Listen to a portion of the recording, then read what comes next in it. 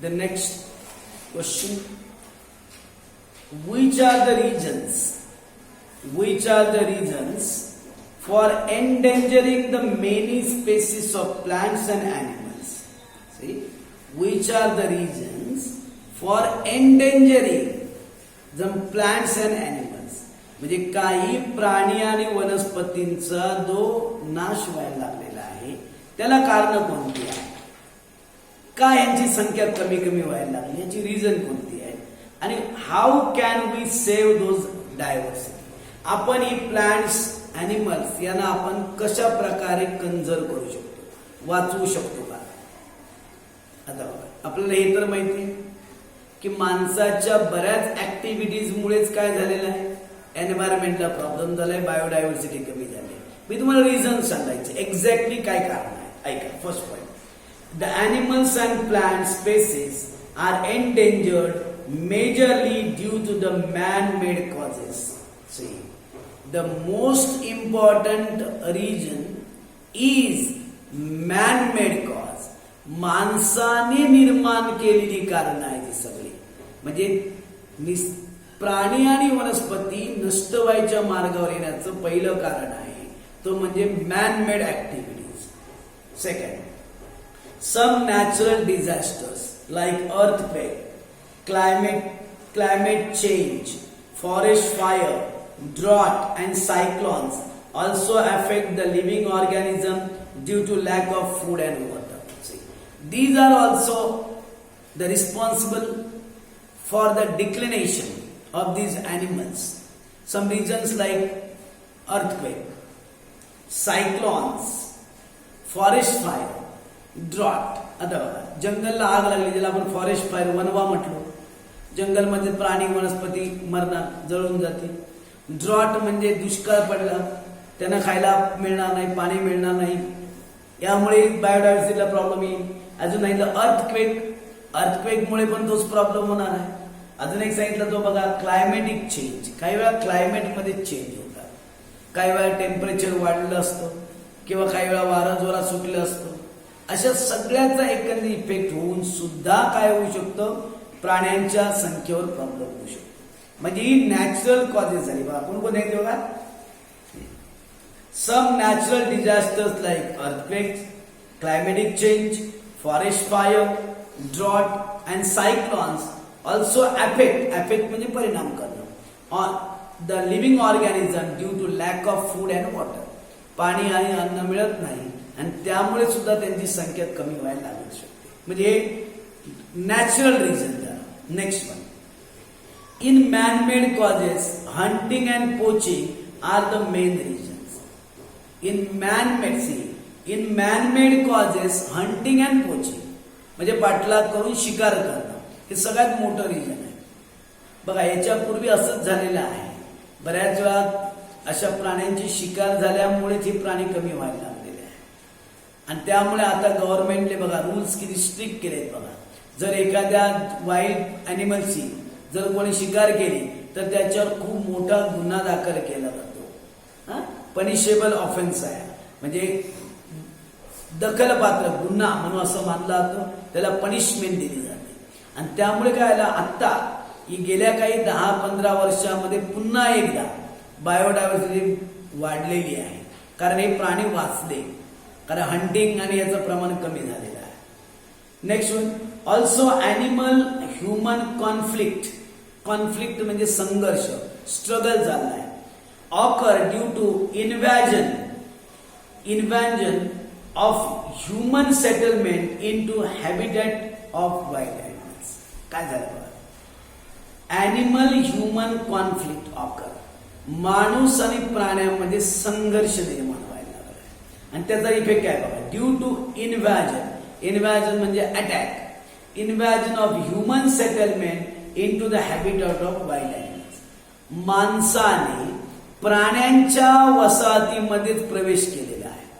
आता प्राणी राहत होते जंगल भागामध्ये, माणसाने जंगल तोडून टाकली, डोंगर तोडून टाकले आणि त्या ठिकाणी घरं बांधली. मग मला सांगा प्राणी जाणार कुठे? म्हणून आता तुम्ही बघा न्यूज बऱ्याच सांगतात बघा, बिबट्या, वाघ असेल किंवा इतर काही प्राणी बघा माणसाच्या वस्तीमध्ये शिरलेले आहेत. आता त्यांना जर राहायला जागाच नसेल तर ते जाणार कुठे? That's why there is a conflict between the human and these animals. हा एक प्रॉब्लेम झाला आहे. Next one, construction of dams, roads and colonies destroy the habitats of wild animals. बघा, आता डॅम्स बांधायचे. आपण आता पावसात बघतो, पाण्याची वाट बघतोय, म्हणजे पाऊस कधी पडेल, डॅम्स आपले भरून जातील. आपण बघतोय पुणे सिटीला वॉटर सप्लाय करणारे 4 डॅम्स आहेत बघा. खडकवासला, पानशेत, वरसगाव आणि टेमघर या 4 धरणांची कॅपॅसिटी जवळजवळ 26 to 27 TMC आहे. आपल्या पिंपरी चिंचवडला पाणी पुरवठा करणारं जे डॅम आहे, हे डॅम आहे पवना डॅम. याची कॅपॅसिटी आहे 9 TMC. आता 9 TMC पाणी असणारं डॅम आपल्या अख्ख्या पिंपरी चिंचवडला वर्षभर पाणी पुरवतं. म्हणजे विचार करा, ही डॅम केवढी मोठी आहे. मग जेव्हा डॅमचं कन्स्ट्रक्शन करावं लागतं तेव्हा सगळा एरिया प्लेन करावा लागतो. तिथे असणारी झाडं तोडून टाकावी लागतात. म्हणजे बायोडायव्हर्सिटी आपोआप कमी होणार. अजून एक काय सांगितलं बघा, रोड्स मोठमोठे. आता बघा, काही 4 पदरी, 6 पदरी, 8 पदरी रस्ते व्हायला लागले. जेवढे ते काय होतात वाईड होत चालले, तेवढं मला सांगा काय होणार? एरिया कव्हर करणार आहे, बायोडायव्हर्सिटीवर इफेक्ट होणार आहे. बघा, अजून एक गोष्ट सांगता येईल ती म्हणजे कॉलनीज. मोठमोठ्या वसाहती घरं बांधायला सुरुवात केली. नवीन बिल्डर्स बघा, खूप दूर अगदी डोंगर भागामध्ये पोखरून तिथे बिल्डिंग बांधतायत. These are also responsible for the confliction of the man and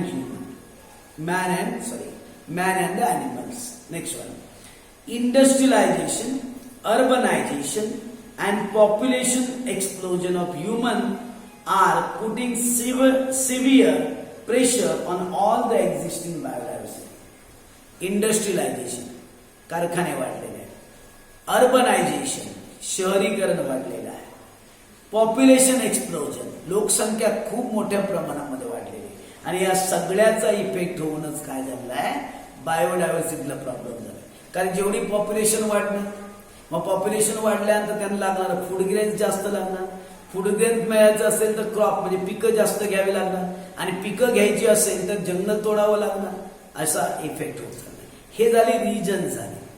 ह्या रिजन्स आहेत की कशामुळे बायोडायव्हर्सिटीला प्रॉब्लेम झाला, प्राण्यांना प्रॉब्लेम झाला. मग आता याच्यावर काहीतरी आपल्याला काहीतरी सोल्युशन सांगता येईल. कन्झर्वेशन कसं करायचं? मग कन्झर्वेशन बघा, ऐका. In order to save and protect the biodiversity, many scientist and naturalist come together. आता बरेच कोणा येते बघा, बायोडायव्हर्सिटीचं कन्झर्वेशन करण्यासाठी सायंटिस्ट आणि नॅचरलिस्ट म्हणजे शास्त्रज्ञ आणि निसर्ग तज्ञ ही लोक एकत्र येऊन काम करायला लागलेली आहे. A stretch of hand is protected by the declaring it as the sanctuary or national park by the government. याला हात देण्यासाठी, सपोर्ट देण्यासाठी म्हणून गव्हर्नमेंटने काही एरिया सँक्च्युरीज, अभयारण्य म्हणून घोषित केलेले आहेत. बऱ्याच ठिकाणी तुम्ही बघताय गव्हर्नमेंटने बऱ्याच एरिया असा कन्झर्व करून ठेवलेला आहे की अनेक बरेच असे तुम्ही बघत असाल की आपल्या महाराष्ट्रामध्ये काझीरंगा आहे, नागझिरा आहे, आपल्या पुण्याच्या जवळ पनवेलमध्ये कर्नाला आहे. अशी बरीच अशा प्रकारची काय अभयारण्य आहे, ज्याला इंग्लिशमध्ये आपण सँक्च्युरी असं म्हणतो. नेक्स्ट बघूया. Even the locals can protect it as a sacred Grove.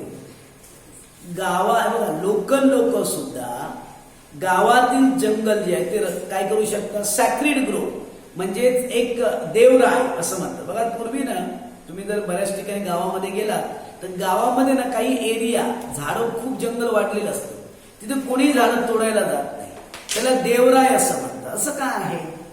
बऱ्याच गावामध्ये असतं, एखाद्या देवात मंदिर असतं आणि मंदिरच्या आजूबाजूला भरपूर झाडे वाढलेली असतात, तिथे कोणी झाडं तोडायला जात नाही, कारण ती प्रोटेक्ट केलेली आहे, मुद्दामून प्रोटेक्ट केली. त्याला नाव पण दिले बघा, देवराय, देवासाठी राखून ठेवलेली आहे. म्हणजे तिथे काय झालंय, लोकांनी स्वतः ठरवून घेतलंय की आपण तिथे झाडं तोडायची नाही. मग यालाच म्हणतात सॅक्रेड ग्रोव. अशा प्रकारचं आपण जर प्रोटेक्शन केलं प्रत्येक गावागावामध्ये, आता पूर्वी तर होतेच, आता त्याचं प्रमाण कमी व्हायला लागलं, पण हे होणं गरजेचं आहे. नेक्स्ट वन बघा, various act and rules have been formulated to protect the organism. या सर्व सजीवांना वाचवायचं असेल तर काय होणं गरजेचं आहे? व्हेरियस ऍक्ट अँड रूल्स, कायदे होणं गरजेचे, कायदे आणि नियम होणं गरजेचं आहे. आता बघा, एखाद्याने शिकार केली, त्याला जर पनिशमेंट झाली तर दुसरी व्यक्ती शिकारीसाठी जाणार नाही, कारण त्याला माहिती आहे आपण शिकार केल्यावर आपल्याला पनिशमेंट मिळणार आहे. मग असे जर रूल्स आणि ऍक्ट जर केले तर आपोआपच बायोडायव्हर्सिटी कन्झर्वेशन होणार आहे. मग काय म्हटलं बघा, various act and rules have been formulated to protect the organism. The violators of such rules are punished accordingly. Violators म्हणजे जे काय करतात, अशा प्रकारे रूल्स तोडतायत, त्यांना मात्र पनिशमेंट करणं गरजेचं आहे. आणि जर असं केलं तर नक्कीच बायोडायव्हर्सिटीचं कन्झर्वेशन होऊ शकेल. ओके.